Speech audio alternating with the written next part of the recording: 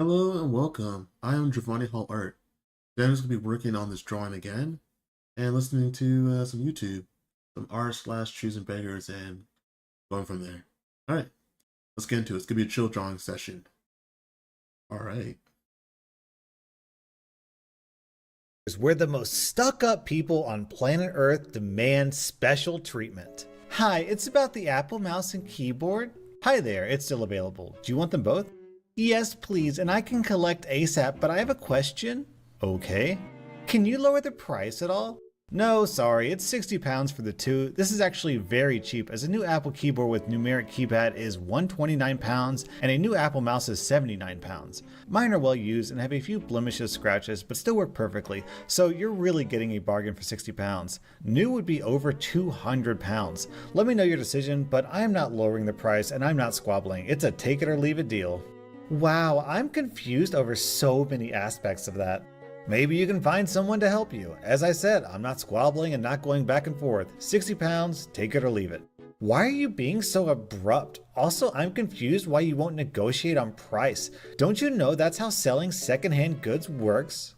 You're confused? I'm confused. I clearly stated on the ad that £60 was non-negotiable and not to message me unless you were happy with the price. You knowingly messaged me fully aware of that, and now you're confused why I won't lower the price? I'm genuinely concerned that you're confused by that. Yeah, there's no need to be such a jerk. Also, I just checked the Apple site and a new keyboard is $99, not $129. So you're a liar and a con artist as well as a jerk. I bet you still live at home with your mom and still a virgin. What? Okay, firstly, you didn't answer my question. Why are you confused that someone won't lower their price when you responded to an ad that clearly stated they won't lower their price? Secondly, as clearly stated, and in the photos, it's a keyboard with a numeric pad. They are indeed £129, even if it was £99, which it isn't, you'd still be getting a massive bargain buying it and a mouse for a total of £60. Seriously, the price isn't going any lower. Well, I don't need a numeric keypad. You should take that into account, don't you think? Not really, because I'm selling one that does have a numeric keypad, lol. You ops don't know much about customer service. It's called supply and demand, you idiot. You're so stupid, oh my god. The customer dictates what they want and it's up to you to meet their needs or you lose the sale. Crying while laughing. Yeah, dude, that only works in like a business that relies on customers to stay in business, like a shop. I'm not running a shop, and it's really no skin off my nose whether you buy the keyboard and mouse or not. OMG, you're retarded. I start a new job tomorrow and literally everyone at the office has Apple accessories, and if I don't, they will make fun of me. No worries, you can just retaliate and call them idiots, retards, and virgins. You seem to be good at that. Sorry, not selling to you now, not even if you offered full price. You need to learn some people skills, not to mention basic common sense. Bye. F you! Knife, knife, knife, knife. Okay, I'm just going to interject here. I had my experience selling stuff online, and I've come to the conclusion people like that, especially in this case, are just trolls. They're not really interested in buying the object, whatever. They're just there to waste your time. Those people literally have nothing to do with their lives but just be a troll. There's no way people in real life are this dunce. They can't be real. They have to be trolling. That's why I look at it. When I see people say ridiculous things like, okay, you're just trolling, wasting time. But they can't be real. Okay, I will pay $60. What you were asking, can I collect? See, and I always get skeptical, and I just block them. Because once after they do that whole spiel of berating you and all that stuff, then they say they'll collect 60. I'm going to tell you a little secret. They're not coming. They're just there to waste your time. They're going to waste your time, set up a meeting spot, and they're not going to show up. So just ignore it. Collect now? Lol, you just sent me a bunch of knife emojis and now you want me to give you my address? I don't think so. And I told you, I'm not selling to you. It was a typo, was meant to be love hearts. Ah yes, that's a common mistake. I totally believe you, but still no. I bet you're a retard who stays home all day and this is your only amusement, advertising stuff for sale and not selling it. My life will be misery tomorrow because of you. You're probably enjoying this. Well, I wasn't at first, but your antics are mildly amusing, yes.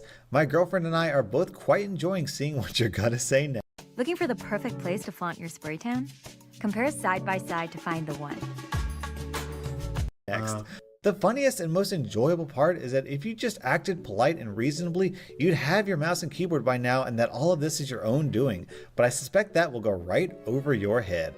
I bet you don't even have a girlfriend. You're probably a paraplegic with no arms and no legs and someone has to feed you and wipe your butt. I hope you die. I hope your girlfriend smothers you in your sleep. I will come to the funeral and poop on your gravestone. Dang, I never saw it that way. All this time, I thought I was in the right not to sell it to you or lower my price because of how you acted. But now that you've made fun of disabled people, called me names, threatened me, swore at me, and wished me dead, I totally see now that you are absolutely the kind of person who deserves to get discounts and given whatever they want. If anyone deserves that, it's someone who does those things, don't you think? Look, I just want the keyboard and mouse. Let's do this. I know I said some bad stuff and I'm sorry. Oh, you don't need to apologize. All that stuff you said to me, people deserve to be spoken like that if they don't do whatever you want. I tell you what, to show there's no hard feelings, I will lower the price to 20 pounds. I can afford that. Okay, great, but I hope you understand that after you sent those knife emojis, I don't feel comfortable giving my address. So can we meet somewhere public to do the sale? Yes. Are you near ASDA? I can drive there and meet you at the entrance with the keyboard and mouse. I can get there in like 10 minutes. Okay, me too. I'll meet you out front. I'm wearing black jeans and a black cap and I'll have a red hoodie on. You sound kinda hot. I have Uno reverse. Amazing. long brown curly hair and blue jeans and a black jacket. Great, see you soon. So, where are you? I got held up, but I don't see you. Oh darn, you just missed me. I waited for 10 minutes, but I left because I didn't see you. Just wait there and I'll turn around and come back. I need to stop and get petrol. I won't be long. Actually, I don't have cash to pay for petrol, so I need to stop at an ATM to get cash, then stop to get petrol. I won't be long. Hurry up! I don't see you. Where are you? I've gone inside because it's raining and you took so freaking long. I'll be out in a sec. See, lol. In a sec. Ah, yeah, sorry. It sucks that because of me you were standing out in the rain all this time. So where are you then? I'm here. I don't see you. I'm literally in front of the entrance. Where are you? No, you're not. I don't see you. Wait, what store are you at? ASDA, like we agreed. OMG, I'm such a silly cookie. In all the confusion, you'll never guess what I've done. I've went to the wrong store. What am I like? I'm at Morrison's. Are you freaking kidding me? You're a freaking prick. I know, I'm so sorry. Just wait there. I'm gonna come straight over. Is this real or are you just winding me up? It's real, it's real. I'm just an idiot. You said it yourself, remember? You called me an idiot and said I was retarded. Then you knowingly made arrangements with someone you considered to be retarded, so you gotta expect these kind of mistakes. I'm coming straight out. You better, cause if you don't show up, I'm calling the news about this. Oh no, I don't want to be on the news, lol. Just wait there, I'm coming, and I tell you what, for all the inconvenience, I will give you it for free. I don't really believe you, but just in case, I will wait 10 minutes, then I'm leaving and I'm gonna spread this all over social media. Okay, so I guess you're not coming. Very funny. Bet you feel like a big man. Actually, funny story. I never made it to my car in the first place. I was about to come meet you like we first agreed, and then just as I got to the door, I remembered that, like you said, I don't have any arms or legs. This, coupled with the fact I'm retarded, something you also said, means that there's no way I could drive a car. If only you hadn't pointed that stuff out, you'd probably be happy with your new Apple mouse and keyboard now. Isn't that strange that as a direct result of your rudeness and inability to communicate in a civil way, you not only missed out on what you wanted, but you also stood out in the rain for an hour waiting for a delivery that was never coming? It's almost as if acting that way is the wrong thing to do or something. You're a freaking prick. I don't need you to teach me lessons. I'll act however I want and be as rude as I want, so you have taught me nothing. Ha ha ha, your whole afternoon has been a waste of time. Not really. My girlfriend and I have been thoroughly entertained by all this. Definitely not a waste of time on our part. We've also sold the keyboard and mouse to another buyer while all this was going on. So we've had a great afternoon making money and dishing out some just desserts. You think I care about your stupid keyboard and mouse? On the other hand, you have wasted your afternoon, got soaked in the rain, been humiliated and defeated and gained nothing. No, I think you just wasted your whole afternoon on them because you didn't want them. Lol. You think you're so smart, you have an answer for everything, don't you? Don't you? Hello? I said you have an answer for everything, don't you? Answer me! Hey, so this choosing beggar says she wants to spread this all over social media. Well, lucky for her, r/ is on the case. Can we get this video to 1 million views to make sure that this is spread all over social media? Also, let's see if we can get 20K likes on this video, because that will help us get that 1 million view goal. I mean, if she wants this all over social media, who are we to say no?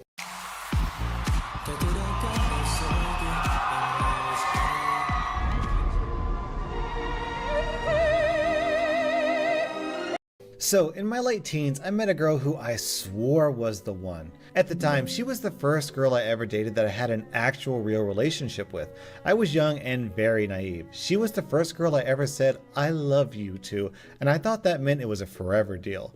Things were awesome for a couple years. Then she started a second job at a liquor store to make some extra money so that she could afford to buy a car and start thinking about moving out of her mom's place. Admirable, I thought. I totally supported her on that one. I was still living at home with my mom, and the construction job I worked at definitely didn't pay enough to move out and afford a car. With her working 2 jobs, though, we could definitely afford a place of our own. After a few months of working this liquor store job, and one robbery that a guy punched her in the head, she started acting different. I chalked it up to the robbery incident. That messed her up a bit. It didn't ring any massive alarms, but she had bought a car and started giving one of her male coworkers rides home after her shift was over. I thought nothing of it. It was what it was. I found out from not only her coworkers but her best friend that she had been cheating on me with this guy once they left work. When I confronted her about it, she cried and denied it. I was in love, I believed her, I just thought it was jealous rumors. A friend of mine brought up going to Mexico for a trip with the guys. I had never been on a plane before, let alone been out of Canada, so I was all over that. I had a bit of money saved up from work, so 4 of us went, without my girlfriend. While in Mexico, I cheated. I feel so bad about it to this day, but back then, 15 years ago, I guess I was just trying to get back at her. When I got back to Canada, I felt so guilty that I went right to a jewelry store and bought an engagement ring. So stupid. Yes, I Chandler Binged it. She said yes, and life was all good again. We were engaged for a year and a half. She was still living with her mom, I was still living with mine. During this time, she broke up with me 4 times over the dumbest stuff. She came over to my place once and her clothes weren't dry from when I had put them in the wash. Close, but not quite. She opened up the dryer, grabbed her clothes, and stormed out. She dumped me when she got home. That was the first time. I was crushed. It happened a couple times after that, but they weren't that serious. I wasn't worried. Things went okay after those 3 times. The final time we broke up, I was out of town on a business training course. I called her from my hotel on Valentine's Day, asking how she wanted to celebrate. "We need to talk." That's how she started every breakup. By this point, I was done. She said she didn't know if this was what she wanted with her life, yada yada. I agreed. I didn't want a girl who was going to break up with me every time she was upset. I told her to come over when I got back, bring me the ring, and I'll give her whatever she left at my mom's place. Simple, yeah? Not so much. This is where she goes stupid. She shows up to my mom's house with her mom in tow. She gives me the ring. I hand her some clothes she left, some shampoo, and a copy of The Notebook on DVD that I paid for but didn't want. She looked confused. I asked her what the problem was. She deadass looked me right in the face and said, "Shouldn't I get more?" I thought I misheard her. I asked her what she meant. "Well, we were engaged, so I should get more stuff. I'm entitled to half, right?" I burst out laughing, not even kidding. As heartbroken as I knew I was going to be over the next little while, that was the moment that I had zero love or respect for her. We talked for a bit with her mom, nobody else was home at my house, who also thought that she was entitled to more than her belongings. After about 5 minutes of them pointing at things in my mom's house and saying they want it, I kicked them out. My last words to her as she stood by the front step looking like she wanted to fix things was, "Bye, good luck, you're gonna need it, both of you." Bullet successfully dodged. Wow, to this day that still floors me. How the freak do you think you deserve my mom's belongings, especially when we don't even live together? To be honest, I kind of understand where she's coming from. My belief is that once you subscribe to me, you owe me at least half of your stuff. So if any of you ever unsubscribe from my channel, please send me a check for half of your total net worth. Thanks. Does anybody have an extra iPad they're not using? Let me know. That is crazy. If somebody wants to come over and give me a deep tissue massage, I will gladly give you a reach around. Someone make a GoFundMe for my rent. All these days off of work is not paying my bills, so generous men hit me up. Who wants to come chop my hair?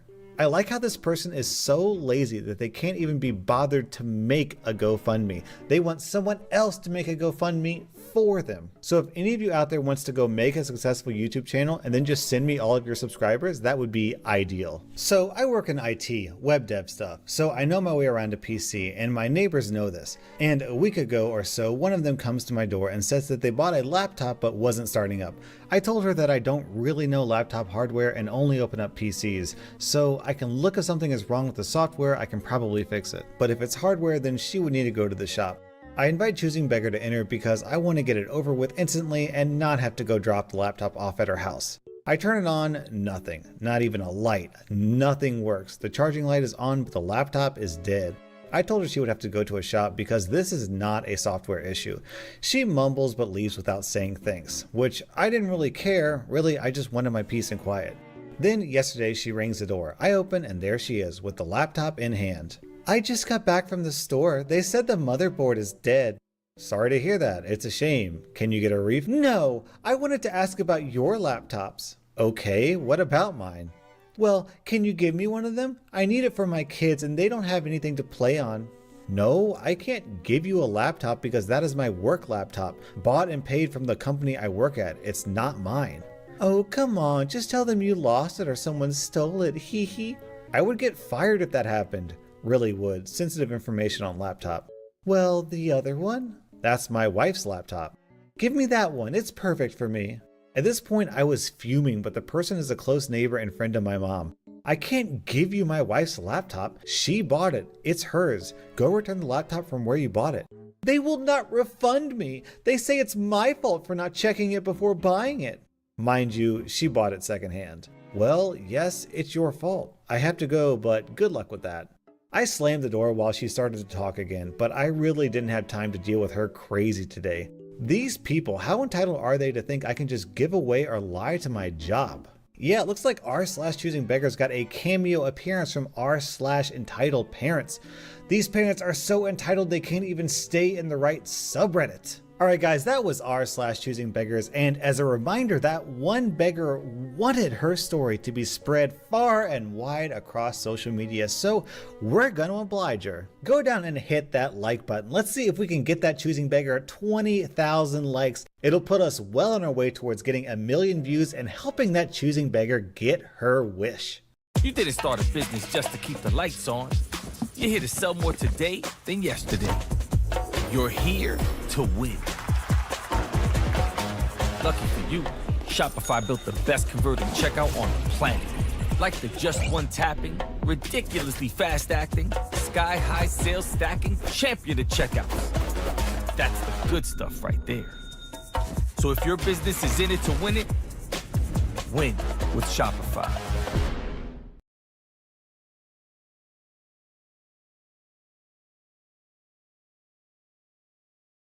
Conquer your tough pain with Liquid Fast Relief. Add the Liquid Gels. Get Liquid Fast Relief.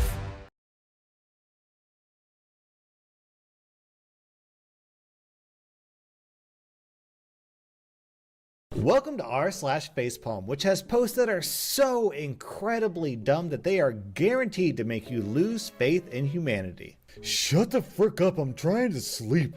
Dude, I'm not saying anything. Do you hear the dog?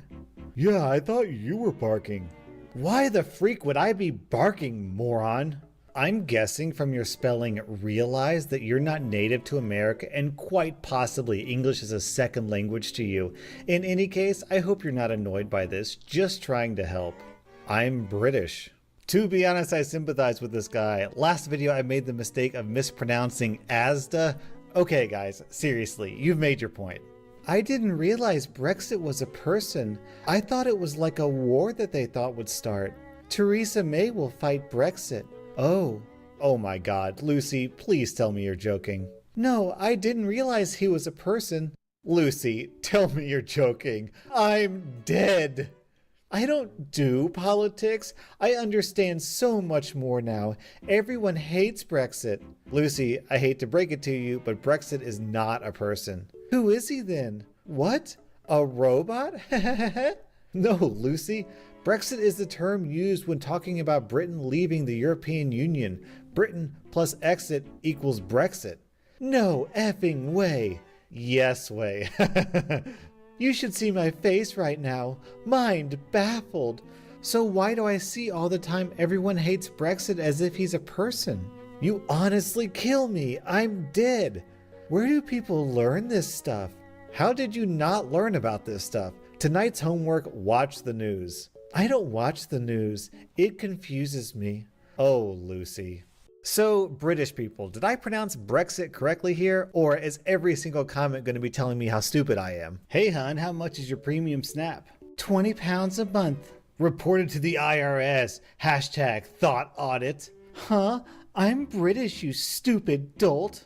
And before any of you decide to report my channel to the IRS, joke's on you. My channel hasn't been monetized yet, despite my millions and millions of views, so I don't have any money that can be taxed.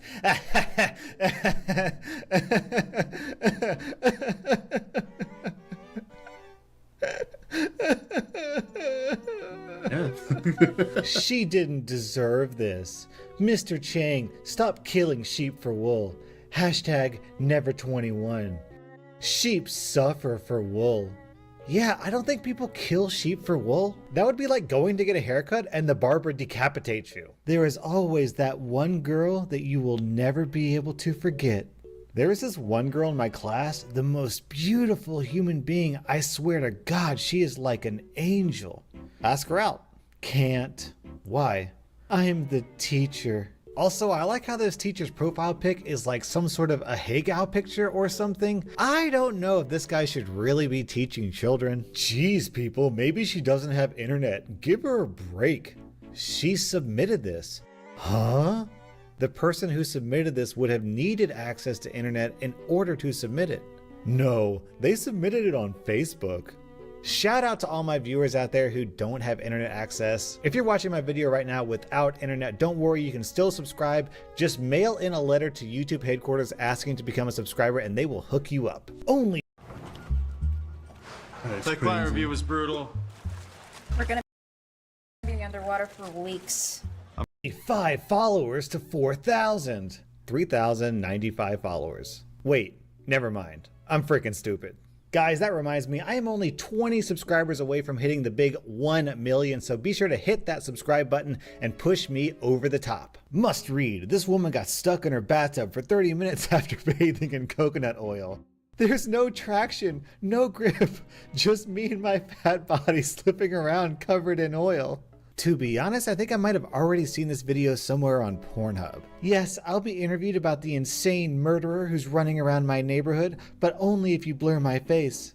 Yeah, it's crazy what that serial killer is doing to all these women. It's just awful. Haters are actually just fans in denial. 100% agree. Hate is just another expression of love. The opposite of love would be indifference. Yes, I sure do love Nazis because I hate them so much, you stupid idiots. Oh, does that mean everyone who's trashing me in the comments actually loves me? Brr! Tourists wear funny animal-like hats to withstand the cold in Harbin, northeast China's Heilongjiang province, on February 12th, when temperatures fell as low as negative 22 degrees Celsius. God. Brr? More like purr. I'm not the girl who always has a boyfriend. I'm the girl who rarely has a boyfriend. Taylor Swift and Connor Kennedy, Taylor Lautner, Zac Efron, Harry Styles, Kennedy, John Mayer, Joe Jonas, Adam Young, Connor, Patrick Schwarzenegger. The First Amendment. Congress shall make no law respecting an establishment of religion. No religion is allowed in government, and all men are created equal and have equal rights to everything. No, it's not. That is why they took prayer out of school. What? Oh yeah. I'm saying gays have the same rights as anyone else, and therefore have a right to be married. It doesn't matter if anyone thinks it's wrong, that's their belief, but it has to be allowed or else we aren't all equals. I don't mean to upset you. No, I am not upset. You have your beliefs. It's in the Constitution, the ultimate law of the land. Okay, that doesn't make it morally right. Obama had that put in there to get more votes. What? Mom, Benjamin Franklin wrote that. So, where are you from? New Zealand, how about you? I don't believe you at all, lol. Why? Because it's New Zealand. I'm not good with my geography, but I'm pretty sure it's off of Australia. It's not inhabited by humans. So how did you get born on an island that doesn't have that many people on it? New Zealand has 4.5 million people. What the freak? I'll look this up. So I just checked my analytics and it turns out that I've gotten 86,000 views from New Zealand. So if there are any New Zealand viewers out there, I have to ask you guys, are you real? Which term do you use to describe your current gender identity? Select all that apply. Male, transgender female, transgender male, gender non-conforming, non-binary, prefer not to answer. Different identity, please specify. Female? Wait, I'm confused. Is female not a gender?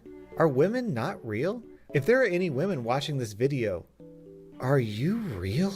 To the individual who stole the bike previously here, if you have a shred of decency, you will return it with a new lock and reevaluate your life choices. Hey bozo, it's illegal to lock your bike to a handicap pole? Check with the city for your bike. They probably removed it so it would not block a wheelchair accessible van.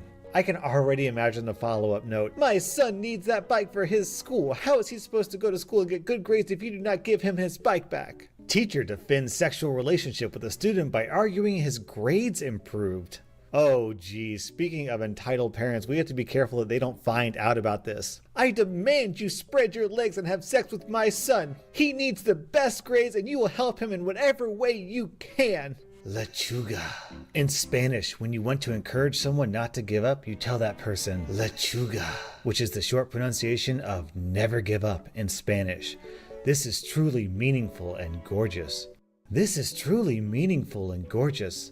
Lechuga means lettuce in Spanish? Hello, I'd like to order a burger with extra, always follow your dreams. The next time your kid gets vaccinated, ask the doctor if you can read what's in it. Some of those vaccinations have DNA from aborted babies, which means you have changed your baby's DNA. If your child someday gets sick and they ask if there is a history of illness, you won't know. When my kids were young, it only had 4 components, now 70. It's very mind-blowing. I don't think you know how DNA exactly works. Nope, sounds legit to me. Whenever I go to the doctor, I always demand the finest aborted baby DNA for my medicine. If only nature would find a way to cover these oranges so we didn't need to waste so much plastic on them. What pyramid scheme is this? Not a scheme. Speaking about if only nature could find a way to cover these items, you know what I started doing? At first it was kind of a wild concept to me, but I saw someone doing it, then she told me, like, think about it. Like, that makes sense. Is knowing you buy, like, bananas or lettuce or vegetables, I know some people use a plastic bag to keep everything all together, but usually stuff like bananas and stuff not really gonna fall apart, whatever, and oranges and apples. But I started buying, like, bananas or, like, fruit and stuff, and not using a plastic bag. Because think about it, these things grow on trees or it grows in the dirt, whatever, and you should be washing your fruit before you eat it. So do you really need a plastic bag for the cart? Because the reason why using a plastic bag is to keep it clean from, you know, the hands that touch it or whatever. Usually in the cart, mostly food going there was touched by hands, and people usually touch the fruit up with their hands already. So it kind of defeats the purpose. So I just like, know what? Maybe I don't usually need to use a plastic bag. I know it's odd, but just my small way of just like reducing my plastic, even though corporations do the most polluting. Staying it. Anyways, yeah, interesting. You would become a distributor just like me and join. It works. It would be your own business. You would have to post statuses online and get people interested in buying the products we have. You can sign up for only $20 using my promo code. So you get signed up by somebody and you make money by getting other people to sign up and sell products? Yes, exactly that. I'm sorry, but that's literally a pyramid scheme. Norwegian prisons are nicer than my apartment. Holy cow, That's giving dude. me the Office thing with Jim showing Michael Scott what he's doing as a pyramid scheme, and he literally draws it out. Isn't that white-lined black cross on a red field flag a Nazi flag? Are we going to talk about how wonderful it is a Nazi gets a nice halfway house? Flag of Norway. You're a skinhead, you jerk. No, Dad, I'm Norway. What? Stop speaking German, you Nazi. If there are any Norwegian viewers, we really need you guys to clear this up down in the comments. I mean, come on, what gives here? You're literally white. Why have you given yourself a Japanese name? Learning the language doesn't make you Asian. Stop appropriating Japanese culture. Ira is a Welsh name. I'm half Welsh. $160 parking ticket? F you, Virginia Beach. Nice. How fast? Did you just ask me how fast I was going on a parking ticket? If vaccines were healthy, you could put it on a spoon and eat it. Try it, you'll die. If broccoli was healthy, you could put it into a syringe and inject it into your bloodstream. Try it, you'll die. How do I communicate with blind people? Like, obviously there's Braille, but is there some form of clicking I can do with my tongue to simulate Braille verbally? Edit. Never mind, you can just talk to them. Yeah, I just want to take a few moments to appreciate all my blind viewers out there. Oh my god. I need feminism because when Jesus does a magic trick, it's a freaking miracle. But when a woman does a magic trick, she gets burned at the stake. Fabulous. I mean, they did also kill Jesus. That was a pretty significant thing that happened. Like, Yeah. I understand where you're coming from here, but they very much did kill Jesus. Yeah, actually, I think part of the reason why they killed Jesus was because he was doing magic tricks. I'm heartbroken. My friend who I told not to vaccinate their kids didn't listen to me. 2 days after getting vaccinated, their daughter passed away. My condolences. How old was the child? OMG, wow, so sad. She was 4 years old. She had the MMR vaccine on Tuesday. Wednesday afternoon, she was riding her trike in the front garden and was rushed to hospital after being hit by a car driven by a drunk driver. I'm sure the heavy metals in the vaccine made her magnetic and attracted the car. Has anyone ever experienced this? Yeah, I'm gonna be straight with you. This post doesn't make me want to avoid vaccines. This post makes me want to go out and get a bunch of vaccines because this sounds like an awesome way to get cool mutant superpowers. Ripped up tissue paper can be a solution. If you want a skin close shave that doesn't take it too far, go with the Chairman Pro. It has skin safe technology to help reduce nicks and cuts. 4 stainless steel blades that get right down to your skin, a precision trimming edge, and a stubble trimmer to shape up your scrub. No more bandages, bruised cheeks, or a bathroom full of clippings. Stop waiting for the blood to dry and get the Chairman Pro now. Shop now and get free shipping at manscaped.com.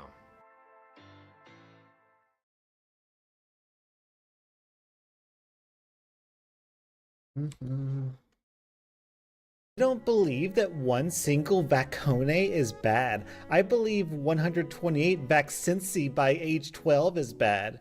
Based on we vaccinaire more than any other country in the world and are slowly declining our life expectancy in the United States. Where are you getting 128? Everything I have read is 70 doses of 16 vaccines over 18 years. You know what's worse than 70 doses? Polio. Polio hasn't been a factor in 60 years, at least. Why is that? Patricia Hill is the first to admit it. She killed her husband after he purchased porn. Wife admits to killing her husband after he purchased porn. I can see doing this. Porn will ruin a Christian home and family. It will murder. corrupt you. Murder will also ruin a Christian home. She should have tried prayer instead. Jamie Lee Curtis wields firearm in new Halloween movie despite advocating for gun control. Breaking! Former governor of California, Arnold Schwarzenegger, denies claims that he is an android from the future and insists that he doesn't know anyone named Sarah Jeanette Connor. My husband is less than your husband. Wink. You know it, baby. Wink. Kissy face. Heart. Much love for my gorgeous wife. This is cute. I'm happy for you, and I'm gonna let you finish, but that simple means less than. I want the MacBook back. I'm sorry? To borrow? No, I want it back to keep. I see you posting stuff in the group chat about how much you like it, and you're doing things I didn't know it could do. I understand. I'm sorry you regret selling it. If you give me back the $500, you can have it back. But it's my MacBook. I don't want to pay for it. I want it back. I paid more than that when I first got it. I understand that, but I paid you $500 for it and you want it back, so I want my money back. Please just give me back the MacBook. I want all the editing stuff you put on it. Is this a joke? Are you messing with me? Final Cut is $300. I'm not giving you $800 in product back for free because you regret selling it. I should call the police for theft. This isn't fair. I honestly don't know if this is facepalm stupidity or choosing beggar entitlement. Maybe a little bit of both? The guy who scored for Algeria is called Islam Slimani. I don't understand why parents have to push their religion onto their children like that.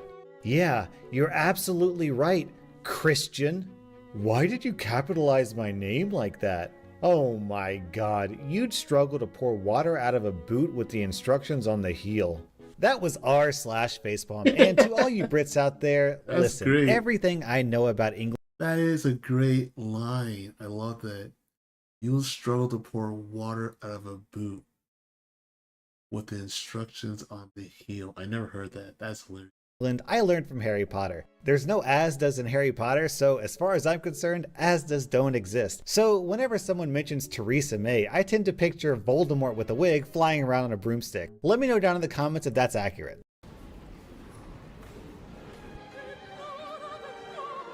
That's hilarious.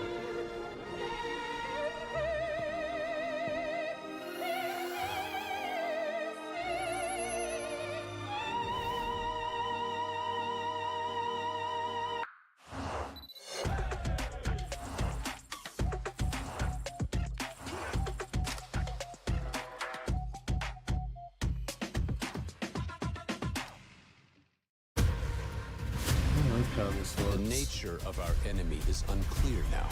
What do you want us to do about it?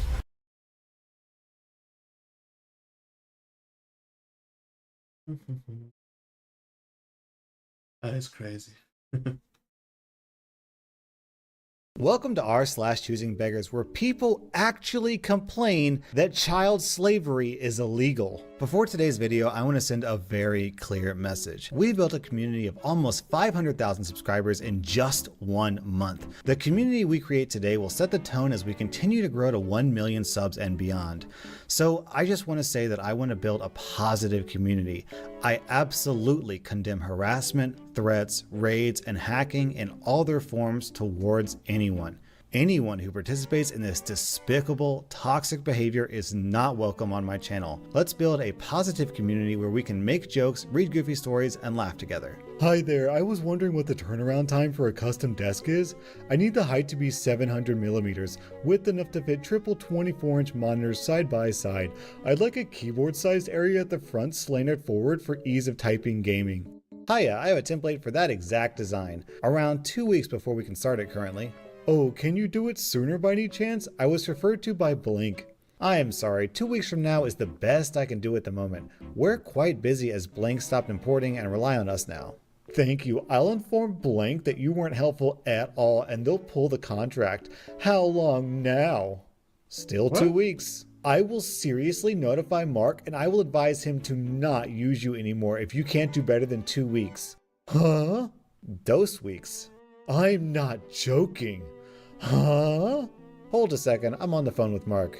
You are not. He said 2 weeks. Huh? He's calling you now. Hello? I can't believe you actually snitched to him. You don't even know my name. I said, some dude with your number is saying he wants to discuss pulling our mutually beneficial contract, Mark. Would you like to chat with him? Okay, look, I'll do you a favor since you're so nice. So how long already? I just rechecked my schedule. And? Well? Hang on, just crunching some numbers. If you say 2 weeks, I swear. Huh? I better not say anything then. I wouldn't want you to swear. Just say it. What the heck is wrong with you? Oh my god, how long does it take? Never mind. Screw you. 3 weeks. F you. According to the legends, that choosing beggar is still waiting for his desk to this day. As an employer, why shouldn't I be able to hire teens for free? What the F else are they going to do during the summer months? Me hiring them for free and maybe me receiving a stipend from the government for doing so means that I am keeping teens off the street, keeps the crime rate down, and prevents drug addiction in the future. F this stuff. These kids are also getting experience. I am effing educating them out of my pocket. Yes, I was fined today for not paying my staff a wage, and I'm effing pissed. I don't know, guys. He actually brings up some pretty interesting points. What do you think? Do you think we should allow child slave labor? Excuse me, I mean unpaid internships? Subject, wedding question. Hello, my fiance and I are looking for a wedding photographer, but are having some issues with the contracts we are coming across. We are wanting a clause that guarantees us a refund should we ever get divorced, since we would not need the photos in that situation. Please let me know if this is something you have in your contract or would be willing to add. Thank you. Hello, McDonald's. I was wondering if you'd be willing to refund your burger you sold me after I poop it out, because at that point, I don't need it anymore. What is it that makes me luminous? A force? An energy? I say yes to the beauty of being luminous. Luminescence, the energizing power of Canadian ginseng. Portion. Your light. A portion of Hello, hair is bugging I me. absolutely A portion of hair is bugging. I don't know why. I want to fix it. love your pictures on here on your website. I heard about you from blank and she had such amazing things to say. I'd love to take some pictures as soon as you can fit me in. Let me know ASAP. Hey there, I'm happy to hear that. And yes, I'll be happy to book you in as soon as I can. I'm a little busy the next couple weeks, but after that will work on my end. Just need a couple things first. Your preference of background, indoors or outdoors, how many people that will be in the shoot, and of course the date. Anytime between these dates. No, I need to have this done either today or tomorrow, please. It's for my family. So 3, me, my husband, and my daughter. Since it's winter, we'd love nature pics, and in spring and fall, we'll hire you again for all year-round collage. I'm sorry, but I'm doing an event at the Avalon through the rest of the week. The rest sounds good. The total for family group pictures comes to $400, and I edit 15. If you want any more than that, it costs $50 for every 15 more edited pictures. Wow, that's way too much. I can't afford that. My prices are right on my website and group page. I'm sorry, but that's what I charge. Come on, I'm an unemployed young mother. I don't have that kind of money. And I know you work for those big businesses because I saw Blank has your billboard up. Can't you use the thousands you get from them to cover some of mine? Please. Hello? Sorry, no. If I did that for you, I would have to lower my prices for everyone else. You're being such a jerk. Bye-bye. What? I need these done tomorrow. We have a fundraiser for my daughter. She has leukemia. I don't have any other family pictures to show. Please, it's for charity. Be generous for once. People normally book weeks in advance, just a heads up. Not that I need to explain myself, but I've actually done work for our Dakota Foundation. Anyways, I won't be begged to do charity. I'm sorry about your kid, but that doesn't change anything. I told you the dates I could work and the price. If you agree, great, but if not, then I wish you luck in your search. I can't believe you right now. How unprofessional. You don't even care about children with illnesses, do you? You know my husband works at Blank Law, right? You are going to meet me at Blank Park tomorrow at 3 and do everything for $100. If you... Okay, these people can't be real. Can't be real. If your husband works at a law firm, I'm assuming he does something higher up there, you should be able to cover that.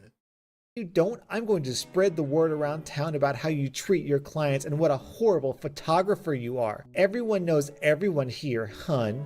I've been really nice this whole conversation, but you're nuts if you think blackmailing me is going to work. Stop messaging me. I'm not blackmailing you. That's just what's going to happen if you don't take my family pics. By the way, my husband will sue you for slander if you show anyone these messages. Uh-oh. This is a private conversation and you'll lose your witness license. All right. Okay, good. We'll be wearing 2 outfits and they will mostly be of my daughter Blank. 30 edited pictures. I'll need them done in less than a couple days. You can even put your watermark on 2 pics and I'll put them up at the fundraiser for everyone to see. Tomorrow at 3, Blank Park by the Blank Factory. We'll be there at 2 now, so you Neds to hurry yourself. Sorry, we just got here. Where are you? Hello? You better be here soon. I'm going to the police. We've been waiting forever. I'm going through with it right now if you don't show up in the next 10 minutes. Good for you. So you're coming then? Nope. Screw you, you effing jerk. I can find out where you live and I'll sue you for everything you have. You're going to regret this. No, actually, depending on how many views this video gets, I think you're going to be the one to regret this. Don't you dare show anyone these messages. 1 million views later. I'm not changing my user or selling it. That's stupid. Sorry, sweetie, but I always get what I want. You're crazy. Say goodbye to your account, hun. Instagram has been contacted. Don't make threats to me. I will get the police involved because this is petty and stupid. Jerk. Yeah, unfortunately, that's pretty much how social media works. If someone asks for my YouTube channel, I pretty much have to give it to them. It's basically the law. Your mic is still for sale? Yes, it is. It's $240 Australia bucks plus postage. Postage is $9 for Australian buyers and $13 international. I'm from blank. Then that's $13 shipping. Total cost $253. What? Unfair. Why did you make the price higher because I'm not Australian? Racist. Yeah, I'm with the choosing beggar on this one. If you're subscribed to literally any other YouTuber and you're not subscribed to me, you are discriminating against me. Hey, is that MacBook still for sale? I want to buy it, but no way I'm paying $800 for it. I can do like $300 since we're friends. Hi Blank, haven't heard from you in a long time. Yes, the MacBook Air is still for sale, but I think since it's from 2018, $800 is a fair price. For real, it's not that new and $800 is a ripoff. Friends don't make them pay full price. Give me the hookup. Besides, I heard from Blank you used to have a huge crush on me. So help me out. I'm sorry, I could do maybe $775, $750, any lower and it's just not fair to me money-wise. And I don't know why Blank would tell you that. It was like 3 years ago and when you started dating Blank, I moved on. No you didn't, because if you did, why are we still friends on Instagram and Facebook? And I'm not paying $775 for that. You're not being fair for a guy that is supposed to be nice. I'm still friends with you on Facebook and Instagram because we all hang out together. If you don't want me to follow you, I can unfriend you and stop following you. As far as the price goes, $775 would be my final offer. I really can't go lower. Sorry, I need to be able to make some money on this. OMG, you're being such a effing jerk right now. What? We only let you hang out with us because Blank likes you. Don't know why though, because everyone else thinks you're a effing loser. I'm sorry, but if you can't buy it at this price, I'm going to look for someone to buy it. Also, I don't know where that comment is coming from. I honestly thought we all got along fine. The whole group is always hanging out and having a good time. If there's an issue, I'd prefer knowing what I did wrong. Where it's coming from? You had a crush on me like a effing creeper. Did you think I was going to like you? You're a fat effing loser that no girl is going to like. Only reason Blank hangs out with you is to work out, and I don't know if Blank even would invite you to anything, cause I effing wouldn't. All of us hate it when you come by cause you're the duff. That's probably why Blank even hangs out with you, cause it makes him look better. You're super effing gross and no one wants to see your stupid Instagram stories of you working out. No one cares, you still look like trash. You know what, you should just give me the computer because if you don't, I'm just going to have Blank come and get it from you for being such a effing fatty loser. I'm not paying for something that a effing guy who has a crush on me has. I don't even know what to say, Blank. Don't bother telling anyone. We all talk about you, even Blank, so if you try showing them this, I'm just going to tell them to have to block your effing fat bundle of sticks butthole. According to this choosing beggar, if you follow someone on social media, that means you must want to have sex with them. So to all my 450,000 subscribers out there, please be gentle. Hey, is the watch still available? Yes, but I have a couple people interested. If they fall through, want me to let you know? No, it took you too long to get back to me. Thumbs up, which I assume they mean as thumbs up this video. Is it still available? If so, I can bring cash to you now, but I will only do 80 since I'm coming to you and you made me wait earlier. No, I just sold it a few minutes ago. Listing has been updated, thanks. Jesus, you suck at this. Sorry it didn't work out. Good luck in your search. Are you? This deal could have been done hours ago if you just answered your texts. So yeah, you suck at selling stuff on Craigslist. Okay, jerk. This is the single dumbest insult I have ever heard in my entire life. He's literally saying, you just sold something on Craigslist, therefore you're terrible at selling things on Craigslist. What do you mean, how low? The price is firm, $1,200. I paid $2,800 for it originally, so you're getting a really good deal. I was thinking $800, and I can also give you some jewelry I make in exchange. I'm gonna have to pass, thanks. You don't realize how difficult it is to be a single mother around Christmas. My kids have been begging for this all year and— I'm sorry. I understand single mothers have it hard, but when people try to weaponize that, it makes me hate it. Not hate single mothers. It makes me hate when people try to weaponize that even more. It makes me want to not help even more. Like, don't weaponize being a single mother. Because there's people out there who are single, whatever, or single dads, whatever. But when you try to weaponize it, grinds my gears. But I had that happen to me. I remember I was trying to sell, I think it was a video game. I think it was a Spider-Man 2 copy, something like that. Because I beat the game real fast and I wanted to sell it real quick. And someone literally used that line on me. I'm a single mom. Help a single mom out. Like, I understand it's hard, but I need money too. I'm trying to get back as much money as possible too. Like, the game is literally 9 a week old because I beat it like in 3 days. I was trying to sell it back, make some money back because games are expensive now. I can't be spending that much kind of money on games. I plan to buy the game as a discount, but yeah. Just don't weaponize being a single mom. I just hate that. The core. Anyways, back to this. And now I have to tell them that you let them down. Does it feel good knowing you ruined two kids' Christmases? Don't try to weaponize your kids. First of all, it's not the seller's responsibility to make your kids happy. If they list something, either you try to haggle, they say no, leave it at that. Don't weaponize it like, oh, guilt tripping. I hate people try to guilt trip. Don't guilt trip me. Because I will laugh in your face and say no. It's not my responsibility.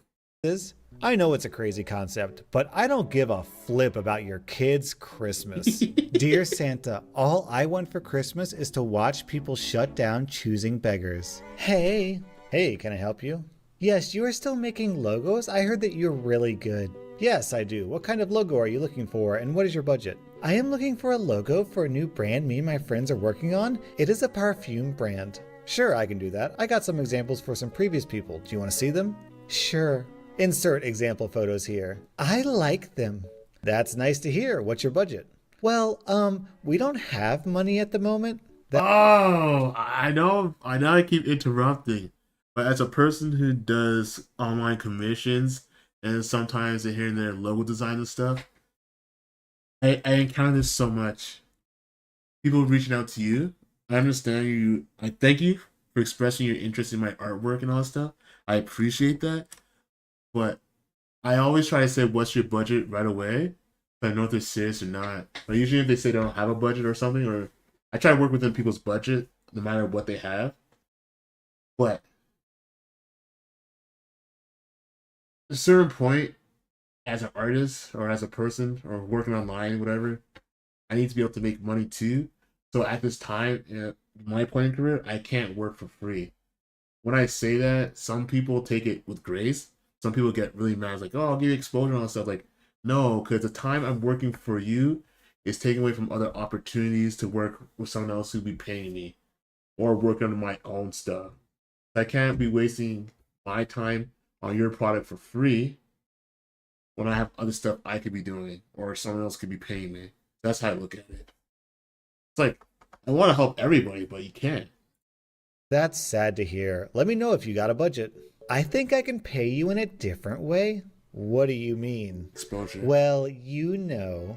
Oh, no. No, sorry. Listen, Brat, go make us a logo before you regret it. With just one effing post, I can ruin your entire business. Good luck further. F you. I will make my followers F you up. Okay, and you're blocked. Thank you for the amazing r/choosing beggars content. F you. Yes, I would also like to thank you, crazy slutty lady, for the excellent r/choosing beggars content. And believe it or not, there's actually a part 2 to this story that's even juicier than part 1. Dear Bundle of Sticks, I found out that you posted the private conversation between you and me on Reddit. You really shamed me. I have asked my husband and we will sue you, but since I am not that mean and I am capable of forgiving people, I will let it slide if you just delete the post. Greetings, Maria. Sure thing. Good luck. My parents are informed and I got all the evidence I need. Good luck further. Unfortunately, I won't delete the post. Butthole, you effing retard son of a butthole. Delete the effing post or I go to the police. Unfortunately, I won't delete the post as there is no information that leads to you. Good luck and have a horrible day. You got one message before I block you. Go. I will post this and tell all my followers to report your effing butthole. All I asked was the effing logo and you made me go this far. Don't F with me. I can destroy your entire life with just one click, Bundle of Sticks. Thank you for the kind words and bye. Hey Maria, if you're out there, I have some bad news for you. Your story wasn't just posted on Reddit. It was also posted on YouTube. And if you just scroll down a little bit, you should see hundreds of thousands of views. So Maria, if you're watching this, I would love to hear from you in the comments. That was r/choosingbeggars, and if Maria ever finds this video, you're definitely going to want to be here to witness the carnage. So be sure you hit that subscribe button. That is crazy.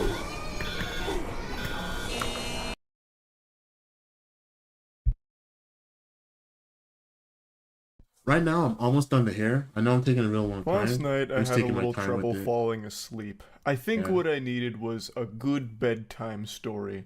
So I turned to Reddit, just cruising around, perusing, see if I I will could be right find back anything to get that'd some give me water. the yawns and help me go night-night. But I found something extraordinary. Something so stimulating, I stopped any attempt at going to sleep, and I just sat there bewildered by what I had just read. For at least 40 minutes, I just sat in silence, truly stunned, like a child who had just watched his first episode of Chris Angel's Mind Freak.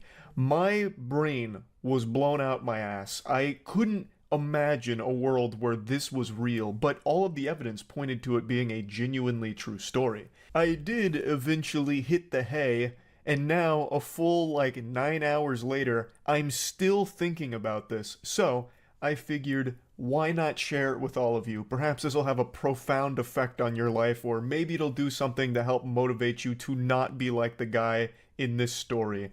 It's a series of text messages between a man and a woman. And that's all I'll tell you for now. I don't want to get in any spoilers. I want you to come into this as unsuspecting as possible. Let's dive in. Previously on Dragon Ball Z, the two people in this text conversation were close friends for about 9 years. The Reddit poster is the woman in this story, and her male friend here had recently professed his love for her in a pretty creepy way. The feeling wasn't mutual, so it led to a bit of a disconnect between the two of them, and in an act of desperation, the male friend calls in the cringe artillery and starts bombarding her with memes, to which she finally responds, "Hey, I appreciate the memes." Real quick, I'd like to come in here with a PSA. I recognize that in the current climate of things, there's a lot of people that have lived their entire lives online without any actual social interaction, so I want this to be a teachable moment. Don't send memes as some kind of last-ditch Hail Mary. Like, if you let something rip and it's not reciprocated, spamming memes isn't going to salvage the situation. It's only going to make it worse and even weirder. Her saying, "I appreciate the memes," is just a lie. No one's ever going to say that. Those words have probably not left a human being's mouth ever. "Ah, good morrow, sailor. I really appreciate the exquisite memes you've shared with me today. I was a little perturbed with our last conversation, but now that you've sent 1,000 memes, I see you've got a good heart. Thank you for this." And I'm speaking from experience here. I'm very knowledgeable in this field. I'm the authority on this matter. I've told this story before, but I'll just briefly repeat it. The very first girl I was ever flirting with and exchanging text messages with was back in high school, and she did not feel the same way about me as I did her. And in my weakest moments, I turned to the dark side and consulted the Sith Lords, and was advised to try and maybe send goofy memes and ASCII art, because that was big back in the day. So I did. And guess what? It didn't fucking solve anything. It just made it even worse. I know how uncomfortable that must have been for her. So yeah, that is not the right play to just start spamming memes and shit. But anyway, she continues the message by saying that she's only ever thought of him as a close friend and never really viewed him in a romantic way. So when he professed her love, it made things a little weird. They grew distant, they grew a bit hostile, but she thinks they can be friends again just as long as it's very clear that there is no romantic feelings in this relationship. She's just laying down the brass tacks and making things very clear, to which he responds, I certainly had my head on backwards, but as my friend, I really think you're fucking adorable, and every trip I've ever taken with you is so fucking precious. I've heard of a Japanese word called shibumi, and it's basically authority without dominance. Call me a simp, but I really think you have that. Code red, he's not taking no for an answer. Jinkies, we're going too deep. He just busted out shibumi. Jesus Christ, we're in the in-game now. Lord help us. He continues to spaghetti dump here for the novel that he's writing her. There's steam coming off of the touchscreen pad as he's writing. The most important takeaway here is a very specific line, a buzzword that gets dropped that I think is very important that we highlight. He says, sometimes it feels like my chivalrous interest with you is underappreciated or just unappreciated sometimes. The reason I point that out is because I'm pretty confident that the word chivalry is used exclusively by creeps. I don't think there's been a documented case of a normal person saying chivalry, especially not in this context. It's just like an immediate red flag word to drop, especially when saying that my chivalrous interest is underappreciated, it's not valued enough. It's just some certified weirdo Redditor energy, like tip in the hat, m'lady. It's no problem, you're welcome for holding the door open for you. Chivalry isn't dead, am I right? I'm the perfect example. No, of course, I'm just kidding. I jest. Chivalry can't die, because to die, it would imply that it was ever alive in the first place. Only a living thing can experience death, and chivalry is not a living thing. It's an idea, more of a social code, per se. He continues on, and then eventually tells her that she should like one of them so he doesn't feel crazy, to which he says, you're not crazy, I just need some time to think. Which I think is a perfectly reasonable response to all of this, but he gives her no time to think and immediately just comes back to, please, let me find favor in your eyes. I'm assuming he heard that in some kind of like indie song at some point, so he tried to throw that in here to see if it'd work.